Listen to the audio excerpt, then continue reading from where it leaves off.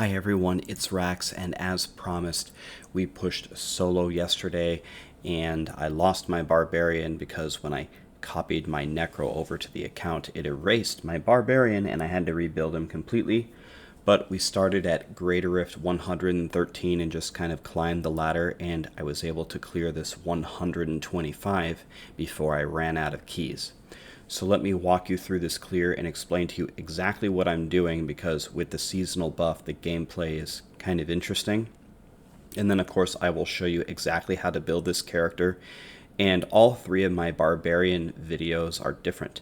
The speed build is different from the XP, meta build is different from the solo build, and I'll explain to you why. So what we're trying to do here is we need to get a giant clump of monsters with as many elites as we can find. So we have 2 elites here. And then we want to get a 15 kill streak, which will spawn the tornadoes. The tornadoes will instantly kill all of the trash and hopefully take us to 30 stacks and spawn the geysers. So right now we're at 12. When we hit 15, you'll see the tornadoes spawn, and then we should instantly go to 30 kills. And we want the geysers to kill the elites, okay? Beyond the 30 kill geyser bonus, there is the 50 kill exploding chickens, which we have just unleashed because we're already at 63 stacks. We were able to kill one of the elites, and now I'm faced with the choice. I either finish off these ghosts or I try to drag them into the tornadoes. I figure it's not worth it. We're already on a terrible spaghetti map with more loose hell witches. It's time to move on with our lives. Now, we move on to the next map, and this looks a little bit more promising. And we've got 2 elites at the beginning, and hopefully we have enough trash to once again repeat this cycle. If you noticed, I did not attack between the end of last floor and the beginning of this floor on purpose. That way my stacks would reset. Because when you get to the 100 kill bonus, the raining corpses, those are pretty good. If you can get to that level, it's pretty good for finishing off elites.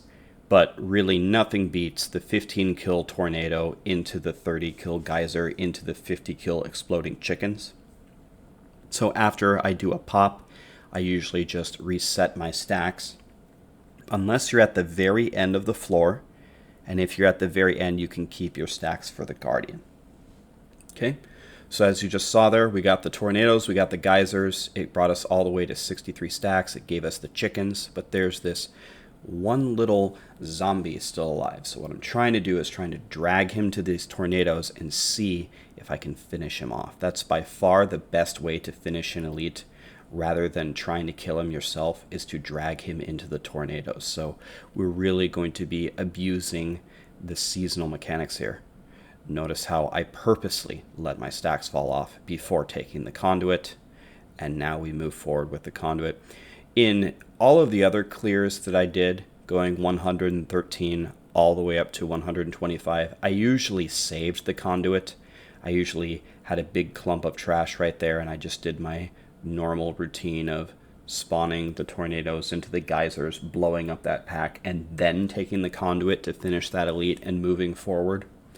But that opportunity did not present itself in this clear, so that's why I just took it immediately. All right, now with a conduit, we'll just keep it rolling here, and then we'll try to reset our stacks later. Found a blue here to get down. As you can see with Flavor of Time, conduit is super OP, and so is power, as you're about to see in a moment.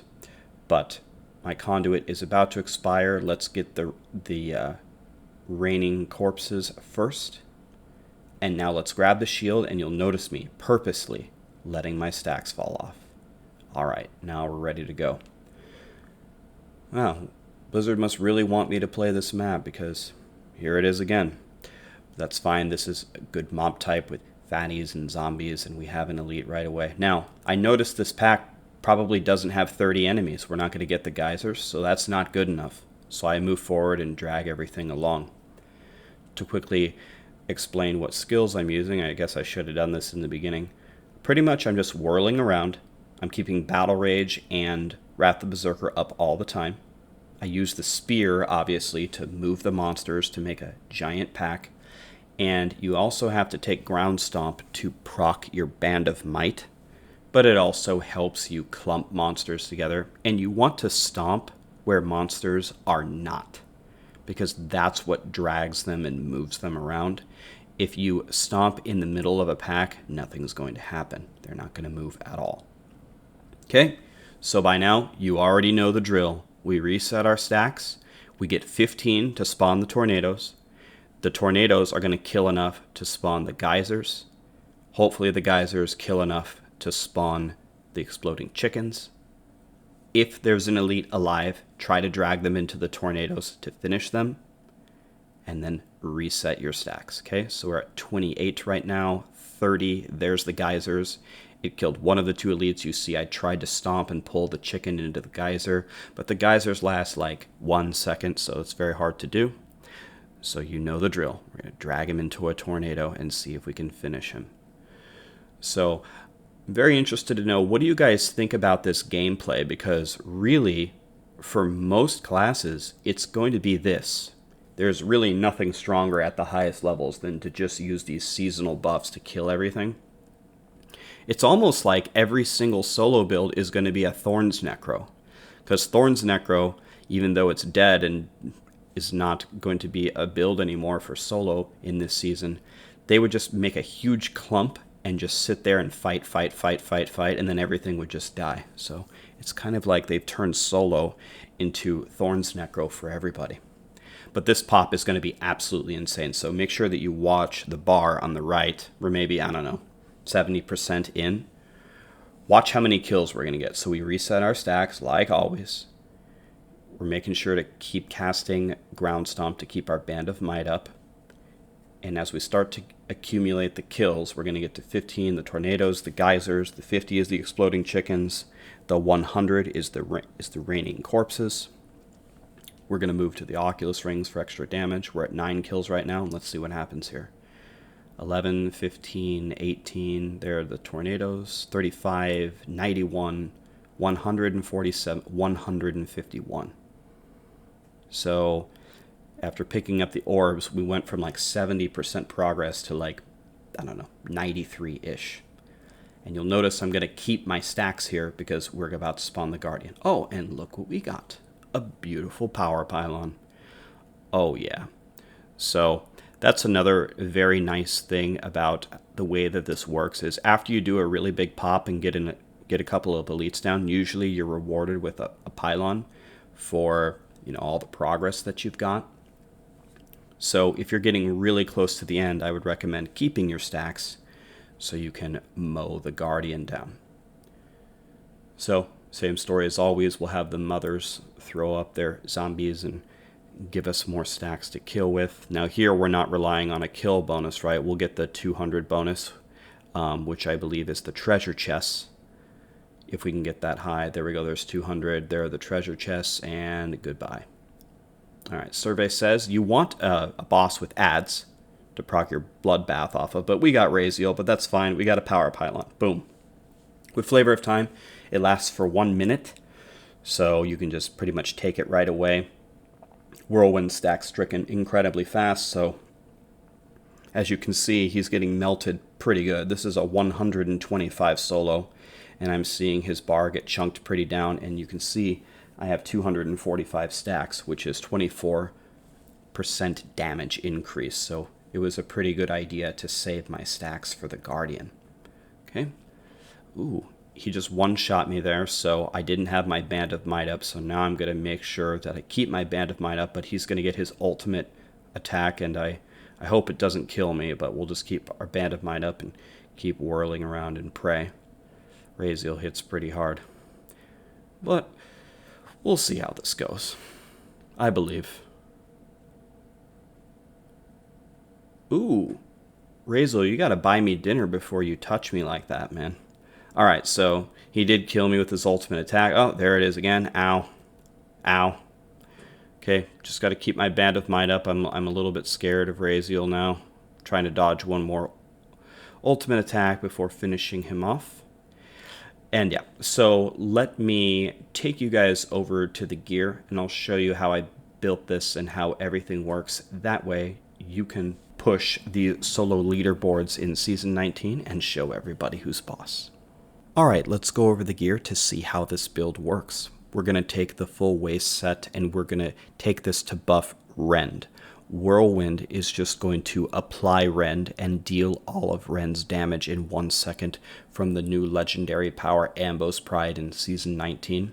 It's not yet updated in D3 Planner, but that's what will be cubed in this slot. The 2-piece Rend does additional damage. The 4-piece you get damage reduction and Rend deals triple damage. And then another change in Season 19 with the 6-piece set, Rend is also going to get that 10,000% multiplier. Okay? For the third build for Whirlwind Barbs, we are going to change weapons once again, and this time we're going to take Little Rogue and Slanderer. The reason why we take it is they give us a major damage increase and they give us a lot of armor, which is very helpful in solo. Okay? So we want the damage range, the percent damage strength, and we want CDR wherever we can possibly get it. And we are going to sock it with crit hit damage, and we're going to take crit hit damage and crit hit chance wherever we can possibly get it. The reason why is, even though Rend itself cannot crit hit damage and crit hit chance work together to form a multiplier which increases your Rend damage. Sounds a little strange, but that's how it works. Another thing is we do not need attack speed for this build because we will already hit the 2 attacks per second to take advantage of Lamentation without it. And anyway, Little Rogue and Slanderer are going to give us a bunch of attack speed anyway. Okay? So the exact same rolls on the Slanderer is what we want. We need the full waist set, and whenever we can get it, we want the all resist rolls. So Strength, Vit, all resist, and armor. For the pants, Strength, Vit, and all resist, and I would advise socketing with diamonds. That way you can stay alive. If you're feeling extremely tanky, you could socket with rubies for extra strength, but I definitely start with diamonds for solo push. We need Band of Might because it's going to give us 80% reduced damage for 8 seconds whenever we use Ground Stomp. Okay? Crit and CDR is what we want here. If you can't get these exact rolls, the average damage roll on rings is very good. And we will take Bane of the Trapped for increased damage. Same rolls on the COE. We take COE for the major damage increase in our physical rotation. And we will take the Teguk gem for a major damage increase and increased survivability with the armor stacks. Lamentation, Ren can now stack up to 2 times. It's a major damage increase. We must take this. Strength, Vit, all resist, and life is what we want. Remember, we don't want attack speed, so we don't want the quadfecta on the gloves. Instead, we want strength, crit, and CDR. On the shoulder, Strength, Vit, and cooldown, and this is one of 2 items that can roll Ren damage, so we need the Ren damage here, as well as on the armor piece, Strength, Vit, Rend, and again, socket with diamonds at the beginning for the survivability. Helm of the Waist, Strength, Vit, Crit with the diamond in the helmet for the increased cooldown. We're going to take off our Squirts necklace because we're not going to be able to keep that buff up without doing some crazy DR changes and putting on something like Molten Wildebeest Gizzard. It's just not worth it. So we'll take Flavor of Time for the double pylons. You saw how valuable the double power was for the boss and the double conduit for the rift. Physical crit, and CDR is what we want. Remember, Rend is physical damage, and the legendary buff, the pylons last twice as long. And we'll take Bane of the Stricken as a 3rd gem because we're going to need it to get the Guardian down. Finally, Mortix Brace is going to give us every Wrath, the Berserk rune. Physical, Strength, Vit, and Crit are the rolls we're looking for. On to the skills. We are going to take Ancient Spear, Rage Flip. This is going to allow us to move the monsters to make those packs in order to get the 15 kills to spawn the tornadoes, which leads to the 30 kills with the geysers to kill the elites, hopefully leads to the 50 kills with the chickens, and if you have just the crazy biggest pack ever, maybe it leads to the 100 kills for the raining corpses or the 150 kills with the Frost Nova. And then let your stacks reset to do it all again. Battle Rage, Swords to Plowshares. We must take this rune because this is our only sustain. Now you may think critical hits heal you, but Rend can't crit. That's true, but remember, we're attacking with Whirlwind, and Whirlwind can crit. So all the crits from Whirlwind are going to keep you alive. Rend Bloodbath. I've gotten a lot of questions on my stream and on different videos about the Bloodbath rune, if it works and if it's worth taking. It 100% works, and it's absolutely worth taking. It's the highest damage by far. So if you're relying on killing everything yourself and doing a lot of AoE damage, it must be Bloodbath. The only other option is to take Lacerate if you're trying to do single target damage for some reason, but I haven't found a good situation where I'd take Lacerate over Bloodbath yet. If you do take Lacerate, you've got to switch these to lightning damage instead of physical. Okay, Wrath the Berserker, take whatever rune that you want, because we're going to get them all from Mord Express. Big damage increase, big survivability increase. This is the best skill for DPS Barbarians. Ground Stomp, Wrenching, Smash. This applies our Band of Might, so we need to cast this every 8 seconds. Remember, Stomp where monsters are not, and that will group everything together. And your follower should have an Oculus Ring and a Cannot Die little token. And whenever they spawn the Oculus Ring, just run to the Oculus Ring and ground stomp there to bring all the monsters there so you can take advantage of the damage increase. Whirlwind Wind Shear, this is what allows us to keep our Fury at max, and this is also what applies Rend from the Ambos Pride. I never manually casted Rend in my solo pushes now. We'll see if further testing, if a new discovery is found down the road, but so far from all the testing that's been done, applying Rend with Whirlwind is the best way to go. Boonable Kathos, the cooldown of Wrath the Berserker is down by 30 seconds. With the perfect CDR on all of your gear and the Obsidian Ring of the Zodiac, your Wrath the Berserker should be up all the time with this passive. Berserker Rage, you deal 25% more damage near max Fury. As long as you got Whirlwind Wind Shear, you should be near max Fury all the time. Ruthless, 40% additional damage to enemies below 30%. This is going to help you spawn all the little affixes from the seasonal buff, as well as help you with the Guardian. Nerves of Steel, I'd take the cheat death here in case something goes wrong, in case your Band of Might falls down for a moment, or in case Raziel tries to get frisky with you. Cube Ambos Pride, I can't show it here in the D3 planner yet until it's updated, but that's what you want in the cube slot. Again, Whirlwind applies Rend, and Rend deals all of its damage in 1 second. It's mandatory. You have 2 good options for the armor slot here. Aquila will give you 50% damage reduction, and this is what I would recommend starting with. If you feel very comfortable and you feel very tanky, you could switch this for Mantle of Channeling. It's going to give you additional damage and a little bit of DR, but I'd start with Aquila. And finally, Obsidian Ring of the Zodiac. It's going to reduce our cooldowns whenever we hit with a resource spending attack. We use this to keep up Wrath the Berserker all the time. And finally, onto the Paragons. Movement speed first, then strength. You shouldn't really need any into Vitality, but if you're dying all the time, then feel free to put some points into here. For offense, cooldown first, and then crit hit chance, and then crit hit damage, and then attack speed last. For defense, all resist, then life, then armor, then life per second. And finally, in utility, resource cost, and then life per hit, and then gold find. And I would not put the points into area damage at all. The reason why is when Whirlwind applies Rend, it does not proc area damage except for on Whirlwind itself. And Whirlwind does no damage. So it's going to be proccing area damage off of Whirlwind, and it's going to lag the game for no reason. For that reason, I keep this at 0, and I put no area damage on any of my gear. That way the game doesn't lag. Okay? Well, thank you so much for watching, everybody. What do you guys think about the playstyle with gathering up monsters, getting the few kill streaks, and then resetting? To me, it kind of feels like everybody's going to be a Thorns Necro next season, or Thorns Necro style of play. Thank you so much for watching. Please like and subscribe if this helped you, and I will see you again.